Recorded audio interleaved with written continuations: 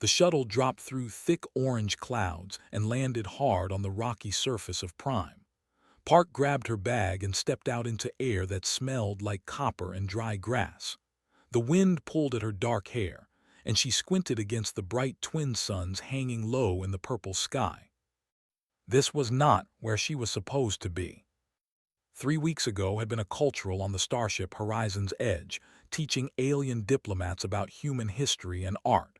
It was a good job, a safe job. Then a political incident happened between the human delegation and the ambassador. Someone said something wrong. Someone else took offense. And suddenly, the ship needed to leave space immediately. But they could not take with them. They had demanded a human stay behind as a sign of good faith, had volunteered, mostly because she was young and had no family waiting for her back home. The captain had promised to send another ship within 6 months. Until then, she was stuck on this remote outpost world, surrounded by aliens who did not want her here. A guard met her at the landing pad. He was tall, covered in short golden fur and had ears that looked like a cat's ears but larger. His eyes were yellow with black slits in the center. He did not smile, was not sure if could smile. "Human," he said, his voice was deep and rough. "Follow." Followed. The outpost was a collection of low stone buildings arranged in circles. Walked everywhere, their movements smooth and quiet like predators. They watched pass with expressions she could not read. Some of them had scars on their faces and arms. All of them had claws. The guard led her to the largest building and pushed open a heavy wooden door. Inside, 3 sat behind a curved table. They wore simple robes, but their presence filled the room with authority. "I am Counselor," said the one in the middle. She was older than the others, her fur gray around the muzzle. "You are the human who will stay." "Yes," said. "My name is Park. I thank you for allowing me to remain on your world." "We did not allow it," said coldly. "We demanded it. Your people insulted our ambassador. You are here to remind them of their mistake." Kept her face calm. She had trained for difficult diplomatic situations. "I understand. I will do my best to be useful during my time here." Made a sound that might have been a laugh. "Useful? You have no claws, no strength, no hunting skills. What use could you possibly be?" The other counselors watched silently, felt very small and very alone. "I can teach," she said. "I know many things about human culture and history, stories, art, music." "Stories," interrupted. "Yes, that is what humans are known for, endless talking, endless noise." She waved a clawed hand dismissively. "Very well, we have a place for you. The den of young claws needs another caretaker. You will watch the cubs and keep them quiet. Do this and you may eat our food and sleep under our roof." The den of young claws. Did not know what that meant, but she nodded anyway. "Thank you, Counselor." "Do not thank me," said. "I expect you to fail." The den of young claws turned out to be a nursery for children. It was a large, round building with soft floors covered in woven mats. When walked in, she found chaos. 12 cubs ran everywhere, climbing the walls, jumping on each other, and making high-pitched sounds that hurt her ears. They ranged in age from about 4 to 7 years old by human standards, though she was not sure how aged. They were small, covered in soft fur of different colors, and they had very sharp teeth. An old female stood in the corner, watching the madness with tired eyes. Her name was, and she had been taking care of cubs for 30 cycles. "So you are the human," said. Her voice was like gravel scraping stone. "Yes, I am." "I do not care what your name is," pointed at the cubs. "They will test you, they will bite you, they will try to make you run away crying. Every other helper has quit within 10 days. She showed her teeth, which was not a smile. "How long will you last?" Before could answer, a small body slammed into her legs. She stumbled but did not fall. Looking down, she saw a tiny cub with dark gray fur and bright green eyes. The cub was smaller than the others, thin and scrappy. "What are you?" the cub demanded. You smell wrong, you have no fur, your ears are too small. I am a human, said calmly. My name is. Humans are weak, the cub said. My father says so. He says humans cannot hunt and cannot fight and are only good for talking. Your father sounds very smart, said. What is your name? The cub puffed up her chest. I am the fastest runner in the den. I will be a great warrior when I grow up. I believe you, said. Seemed surprised by this response. She studied for a moment, then without warning, she bit's hand. Pain shot through his fingers. The bite was not deep, but it was hard enough to leave marks. The other cubs stopped playing and watched to see what the human would do. Watched too, her arms crossed. Looked at her hand. Small drops of blood appeared on her skin. She looked at who was waiting for her to scream or cry or run away. Instead, knelt down so she was at eye level with the little cub. She kept her voice soft and steady. That was a good bite, she said. Very strong. But where I come from, the smallest ones often become the greatest heroes. They do not need to prove themselves by hurting others. They prove themselves by doing brave things when everyone else is afraid. The den went silent. The cub stared at like she had said something impossible. His ears flattened against her head. That is stupid. The smallest ones always lose. Everyone knows that. Not in human stories, said. In human stories, the small ones sometimes win against giants. The weak ones sometimes defeat the strong. Would you like to hear one of those stories someday? Did not answer, but she did not bite again either. Made a huffing sound. Stories will not help you here, human. These cubs need discipline, not fairy tales. Stood up and wiped the blood from her hand. Maybe, but I have found that stories can change how people see the world, even people with very sharp teeth. That night lay on a thin mat in a tiny storage room. Her hand throbbed where it had bitten her. Through the walls, she could hear the wind howling across the rocky plains of Prime. She thought about her grandmother back on Earth. The old woman had given a small data chip before she left for space. Take this, her grandmother had said. It has all my favorite films from when I was young. When you feel alone out there among the stars, watch them. Remember where you came from. Pulled out the chip and held it in her palm. She had not looked at it since leaving Earth. Now, lying in the dark on an alien world, surrounded by people who expected her to fail, she wondered if her grandmother's old movies could help her survive. She did not know it yet, but that little chip would change everything. Not just for her. For all of Prime. The first week in the den of young Claus was the hardest week of life. The cubs did not listen to her. They ran past her when she called them. They hid her food when she was not looking. They put small rocks in her sleeping mat. Every morning she woke up tired and sore, and every night she fell asleep wondering if she could survive another day. Watched all of this with quiet satisfaction. The old never helped, never interfered. She just waited for it to give up like all the others. But did not give up. On the 8th day, she decided to try something different. She spent the morning searching through the storage rooms of the outpost.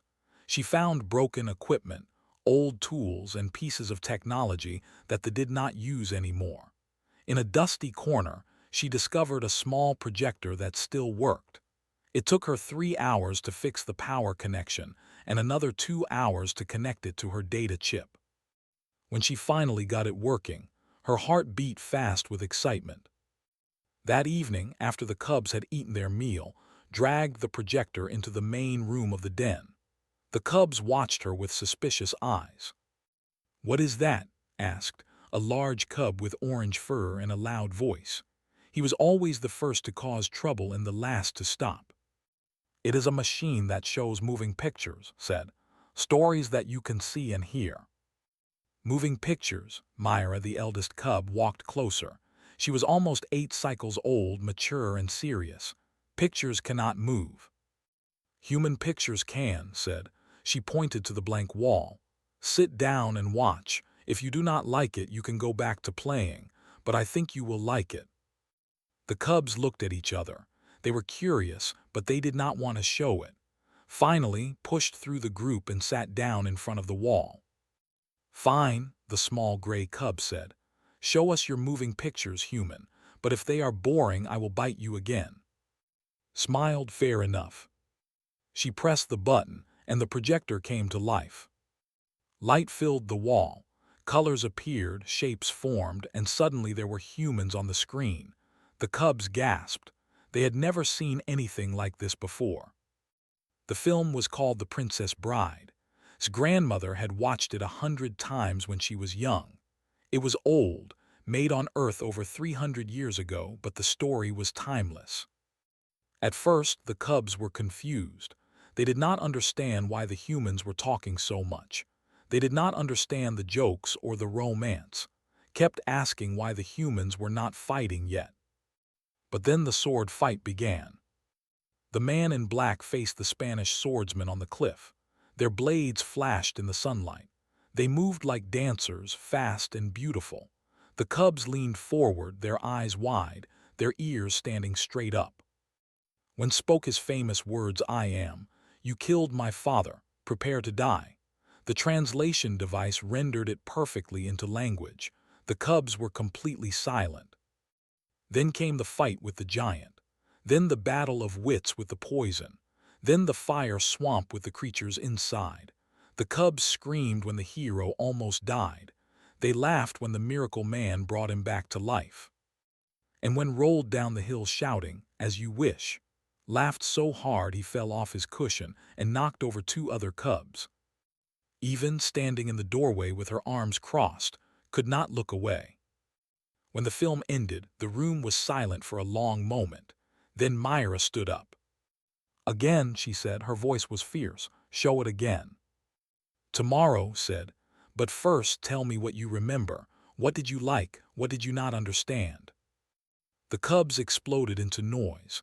Everyone talked at once. They argued about who was the bravest character. They debated whether the giant had honor or not. They asked why the human hero kept getting back up after being hurt so badly.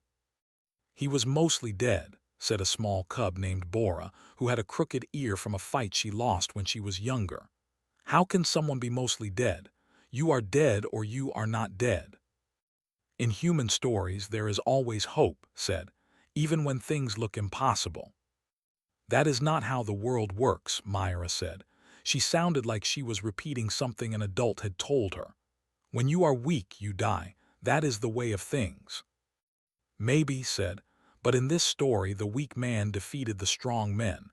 The small group defeated the big army. Love won against cruelty." She looked at the cubs one by one. "Do you think that is impossible?" Nobody answered. Then spoke. The little runt had been quiet through the whole discussion. Now she looked at with her bright green eyes, and there was something different in her expression, something like hope. "The sword man," said slowly. "He practiced every day, for years and years, because someone hurt his family and he wanted to make it right." "Yes," said. "And he was not the biggest or the strongest, but he became the best because he never stopped trying." "Yes." Was quiet for a moment. Then she asked the question that would change everything. "Is that what humans are really like? They do not stay down. They keep getting back up even when they should be dead." Knelt down so she was at eye level with the small cub. She thought about human history. She thought about all the wars, all the disasters, all the times her species had been pushed to the edge of destruction and somehow survived. "Yes," she said softly, "that is what we are really like. We fall down a lot. We get hurt a lot. But if we have something worth fighting for, someone we love, a promise we made, a dream we refuse to give up, we always get back up." His ears twitched. "I want to be like that," she whispered. "I want to be someone who never stays down." "Then you can be," said. "It does not matter that you are small. It does not matter that others are bigger and stronger. What matters is here." She touched her own chest over her heart. "What matters is that you never give up." That night, for the first time, the cubs did not play tricks on. They went asleep quietly. their minds full of sword fights and giants and heroes who came back from the dead. Found sitting alone in the storage room, watching the last rays of sunlight fade through a small window. That was clever, the old said, using your moving pictures to control them. I was not trying to control them, said. I was trying to show them something beautiful. Made a sound that might have been a laugh. Beautiful, a story about humans fighting and dying and making foolish choices for love. Yes, said simply, beautiful. Stared at her for a long moment. Then, without another word, she turned and walked away. But noticed something. For the first time since she arrived, had spoken to her without anger or contempt in her voice. It was a small thing. But small things could become big things. Knew this better than anyone. Word spread through the outpost like fire. The human had shown the cubs something called a film, moving pictures that told stories, pictures so real that you could feel them in your heart. Within 2 weeks, the Den of Young Claws had become the most popular place on Prime. Every evening, more cubs appeared at the door. Some were too old for the nursery. Some came from families who hated humans, but they all wanted to see the moving pictures. Showed them everything on her grandmother's data chip. She showed them E.T., the story of a strange creature lost far from home and the human children who helped him return. The cubs cried when they thought E.T. had died. They cheered when his heart started glowing again. She showed them the Iron Giant, about a robot from space who learned that he could choose to be good instead of a weapon. When the giant said Superman and flew into the missile to save the town, the whole room went silent, heard sniffling from the older cubs in the back. She showed them Spirited Away, a strange and beautiful film from an island nation on Earth called Japan.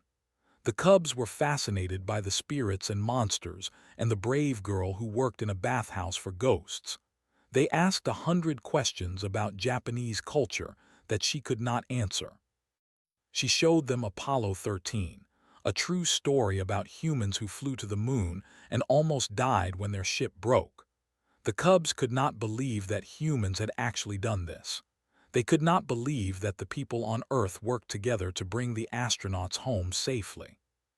Your species went to your moon, Myra asked, her eyes wide, in a tiny metal box with no weapons. Yes, said, we wanted to explore, we wanted to know what was out there. But why? Demanded. What was on the moon? Food, enemies to fight. Nothing, said, just rocks and dust.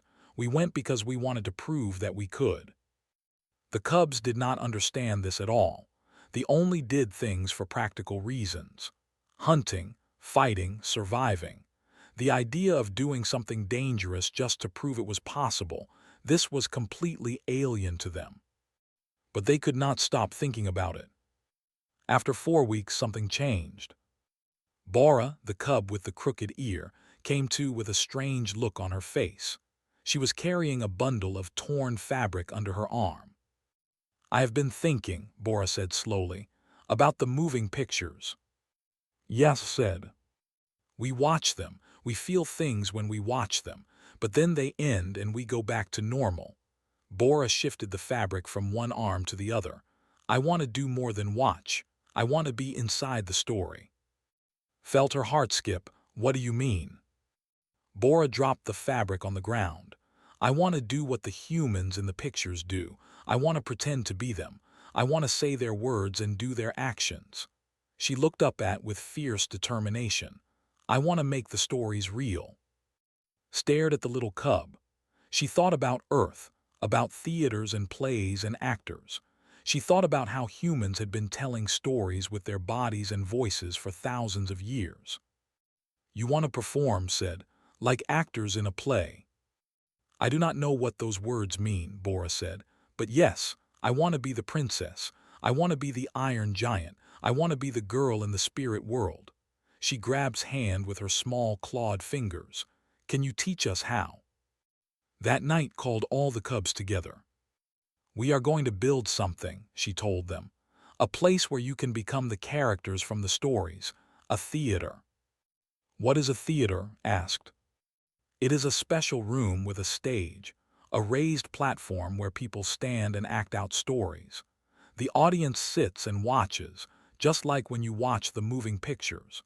But instead of images on a wall, you see real people pretending to be characters.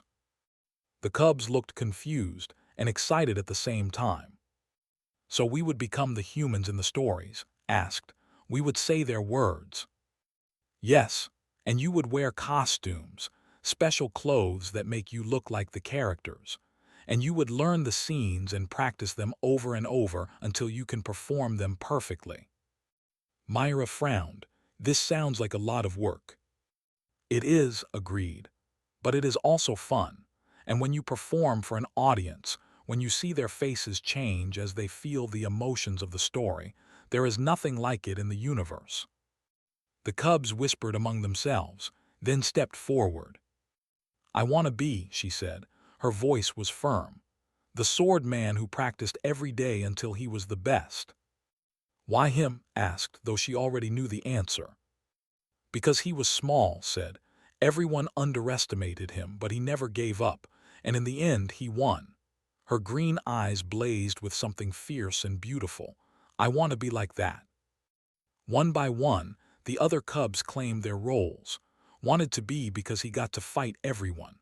Myra wanted to be the narrator because she had the best voice. Bora wanted to design the costumes and build the stage. For the next 2 weeks, the den of young claws transformed. The cubs dragged cargo crates from the storage areas and stacked them into a platform. They hung old sheets from the ceiling to create a curtain. They tore apart worn-out clothes and sewed them back together into costumes. A bent metal pipe became a sword. A broken chair became a throne. The adult watched all of this with confusion and suspicion. Building things for no practical purpose was not something their culture understood. Playing pretend was something only very young cubs did, and even then it was usually practice for hunting. But this was different, this was organized, this was purposeful. This was art. Came to watch the first rehearsal. The cubs stumbled through their lines, forgot their positions, and bumped into each other constantly. Kept adding extra fight scenes that were not in the story.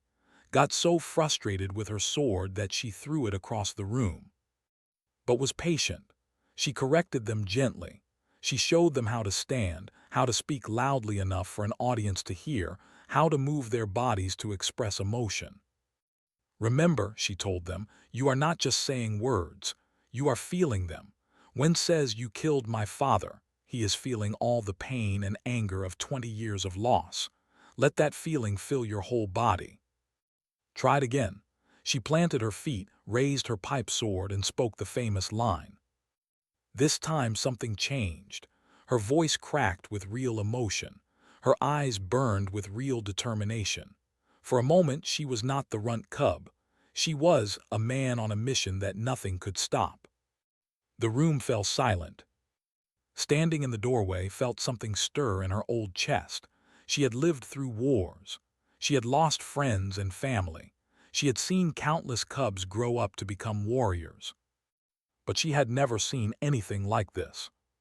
She had never seen a child transform into something greater than herself, through nothing but words and belief. Again, said quietly. Everyone turned to look at her. The old's eyes were wet. Do it again. I want to see it again. And so they did. Again and again and again.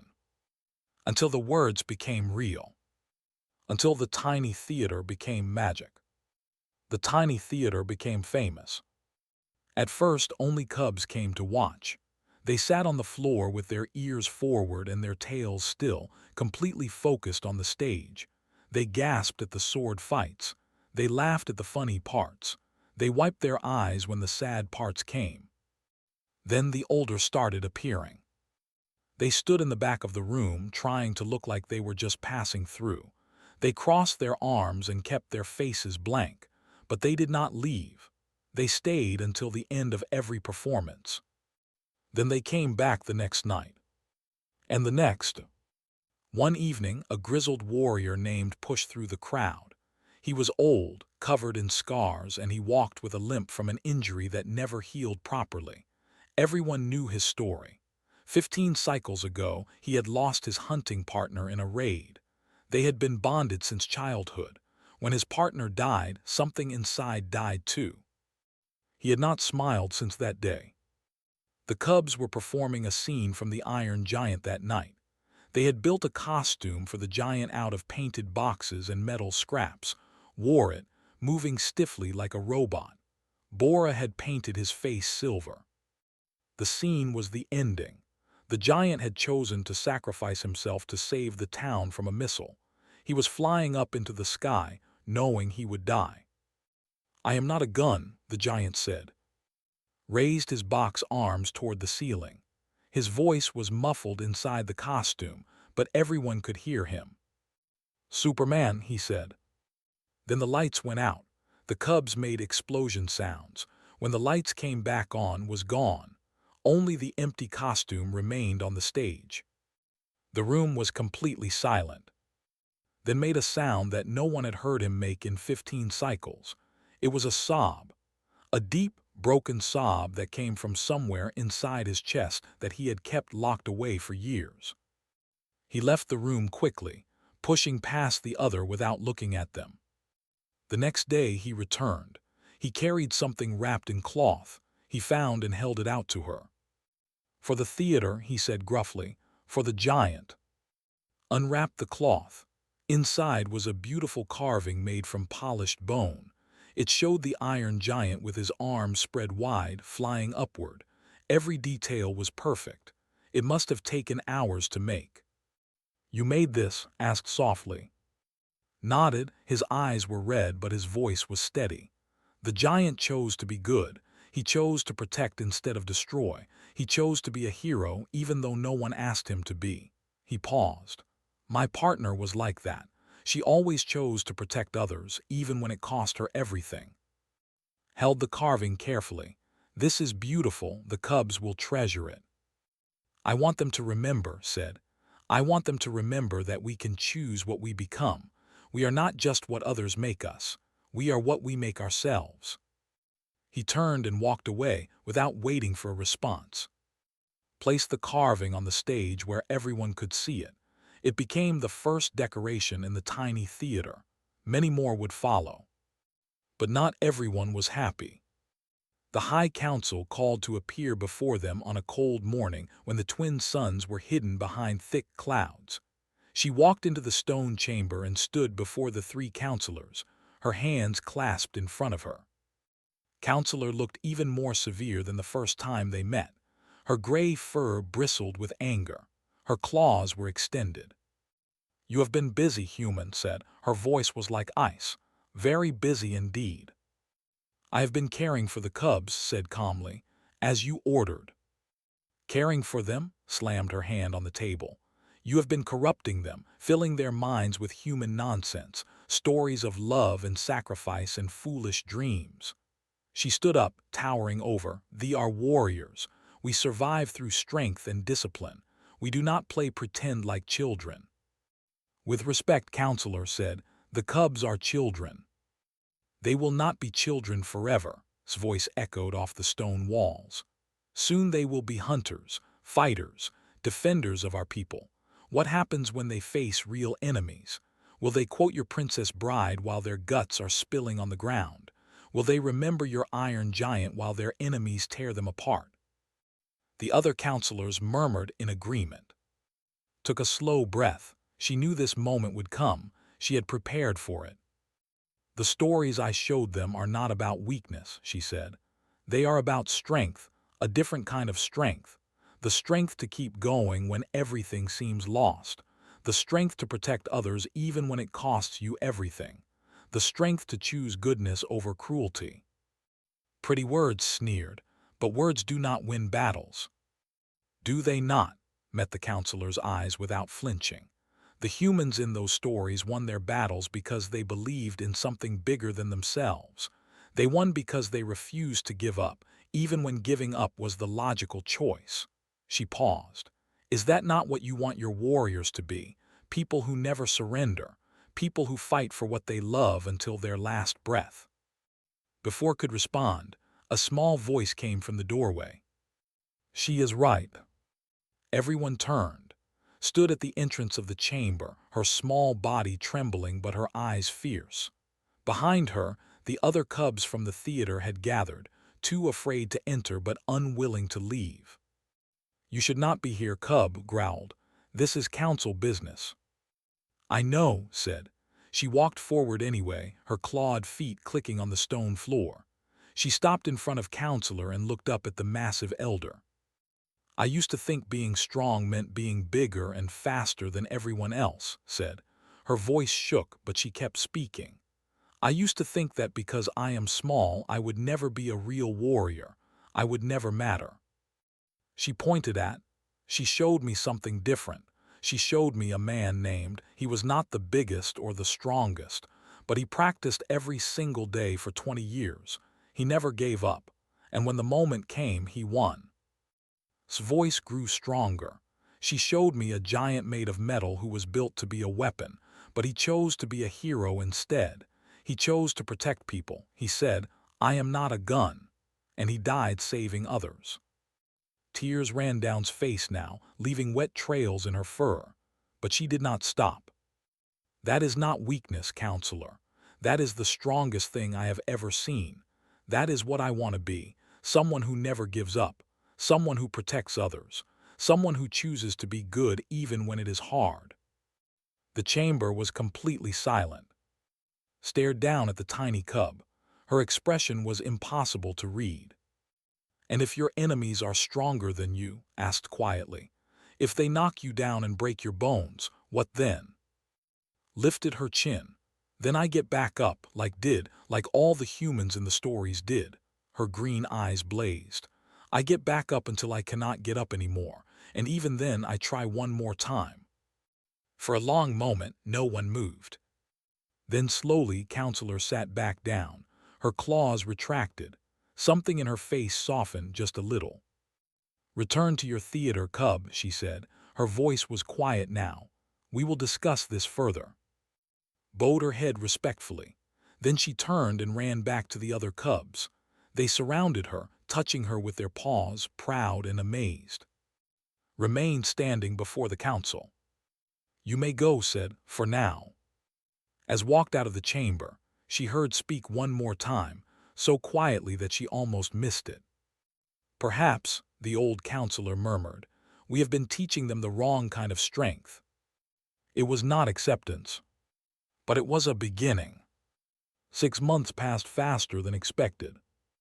The tiny theater grew. What started as a pile of cargo crates became a real stage, built with proper wood and decorated with carvings. Parents came to watch their cubs perform. Then they stayed to help. Mothers sewed better costumes. Fathers built better sets. Even warriors who had never created anything in their lives learned to paint backdrops and carve props. The cubs performed a different story every few weeks. They did the Princess Bride so many times that everyone in the outpost could recite the lines by memory. They did the Iron Giant on special occasions, always ending with a moment of silence for the sacrifice. They even tried Spirited Away, though they had to make up half the costumes because no one knew what a Japanese spirit was supposed to look like. Became the star of the theater. The small runt cub who used to bite people was now the best performer in the den. She had practiced her sword fighting every single day, just like. She had made a real wooden sword to replace the bent pipe. She had learned to move like a dancer and speak like a poet. But she never forgot that she was small. She never forgot where she came from. And she never forgot who taught her that being small did not mean being weak. On the day the supply ship finally arrived, was in the theater helping Bora fix a torn curtain. A messenger came running in, breathless. "The human ship is here," he said. "They are asking for the woman called Park." His hand stopped moving. She had known this day would come. She had been waiting for it. But now that it was here, she did not feel relief. She felt something else entirely. The cubs gathered around her as she walked to the landing pad. They did not speak. They did not need to. Their faces said everything. Walked closest to, her small clawed hand wrapped around's fingers. The human shuttle was sleek and silver, so different from the rough stone buildings of Prime. The door opened, and a human officer stepped out. He was young, with a clean uniform and a professional smile. "Lieutenant Park, I am commander from the Federation vessel Starlight. We are here to take you home." Home? The word felt strange in his mouth. She had not thought about Earth in months. She had not thought about anything except the Cubs and the theater and the stories. "I understand," she said. "When do we leave?" "Tomorrow morning. You have tonight to gather your belongings and say goodbye." Goodbye, another strange word.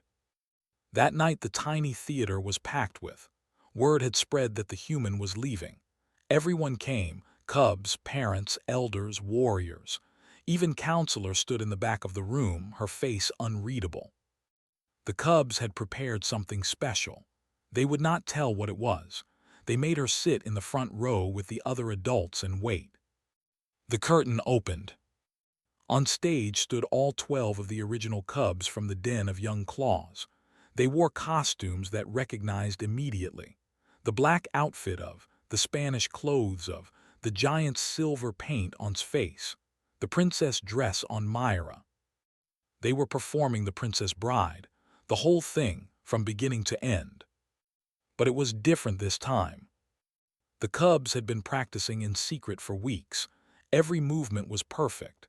Every line was delivered with emotion and power. When rolled down the fake hill shouting, "As you wish," the audience laughed and cried at the same time. And when stepped forward for final confrontation with the six-fingered man, the room held its breath. She planted her feet, she raised her wooden sword, and she spoke the words that had changed her life. "My name is, you killed my father, prepare to die." But then something unexpected happened. Lowered her sword and looked directly at. She stepped forward, away from the other actors, and spoke new words, words that were not in any human film. "My name is," she said. Her voice was strong and clear. "I was small and angry and scared. I thought that strength meant hurting others before they could hurt you. I thought that being weak meant being worthless." Tears streamed down her face, but she did not stop. Then a human came to our world. She was soft and clawless, and everyone expected her to fail. But she did not fail. She taught us something that no warrior or hunter or elder ever taught us. She taught us that stories can change who we are. She taught us that we can choose to be heroes, even if we start as nothing. Raised her sword again, pointing it at the sky. She taught us to never give up, to always get back up, to believe that the smallest among us can become the greatest. She turned to face the audience fully. We will always be warriors, but now we are something else too. We are storytellers, we are dreamers, and we have a human to thank for that. The other cubs gathered around. They all spoke together, their voices joining into one. "Thank you for everything." The room erupted, not with applause, did not clap, but with roars. The ancient war cry of respect, the sound that made when they honored a great warrior, the sound that had never expected to hear for herself. She stood up, her whole body shaking with emotion. She walked to the stage and climbed up to stand with the cubs. They surrounded her, pressing their foreheads against hers in the gesture of deep bond. She looked out at the audience. She saw the gruff caretaker wiping her eyes with a wrinkled paw. She saw the warrior holding his bone carving of the iron giant against his chest. She saw parents holding their children, proud of what they had become. And in the back she saw Counselor. The old counselor's expression had changed. The hardness was gone. In its place was something that looked almost like respect. After the performance approached. "I was wrong about you," said simply. "Your stories do not make our children weak. They make them dream. And a warrior who dreams of something beyond survival," she paused, "that is a warrior worth following." Bowed her head. "Thank you, Counselor." "Thank you, human. for teaching us something we did not know we needed to learn. The next morning, walked to the landing pad for the last time. The twin suns were rising, painting the sky in shades of pink and gold. The cubs lined up to say goodbye, each pressing their forehead to hers before stepping back. Was last. The little cub No corrected herself. The young warrior stood straight and proud. In her hands she held a small data chip. We recorded all our performances, said. Every single one, take them with you. Show your people. Let them know that they learned something from Earth. Took the chip with trembling hands. What did you learn? Smiled. It was a human gesture, one she had practiced until it felt natural. That the best stories do not just entertain, they change you. They make you believe you can be more than you are. She touched her chest over her heart. They live inside you forever. Pulled the small cub into a hug. They held each other for a long moment, neither wanting to let go. Keep telling stories, whispered. Keep dreaming, keep getting back up. Always, promised. Until I cannot get up anymore, and even then I will try one more time. Boarded the shuttle. She strapped herself into the seat and looked out the window as the ship lifted off the ground. Below her, the outpost grew smaller and smaller. She could see the tiny theater, now a permanent building made of stone and pride. She could see the cubs waving, their small arms raised toward the sky. She watched until they disappeared into the clouds. Years later, Commander Park sat in her office on the Federation flagship Victory. She was the lead cultural ambassador now, responsible for teaching humans about alien cultures and aliens about human culture. On her desk sat a small bone carving of a giant with its arms spread wide. And every night before she went asleep, she watched one of the recordings on its data chip. She watched cubs, now grown into warriors and leaders, perform human stories in a tiny theater on a distant world. She had given them stories. They had given her something greater. They had given her proof that humanity's greatest gift was not technology or weapons or knowledge. It was the ability to make others believe they could be heroes. And that gift, once given, could never be taken back. On Prime, a new generation of cubs gathered in the theater. They sat on soft mats, their ears forward, their eyes wide with wonder. On the stage, an old with gray fur and green eyes raised her wooden sword. Let me tell you a story, said, her voice filling the room. A story about a human who came from the stars. A story about courage and kindness and never giving up. She smiled, a human smile passed down through generations. This is the story of how we learn to dream. And the cubs leaned forward, ready to believe.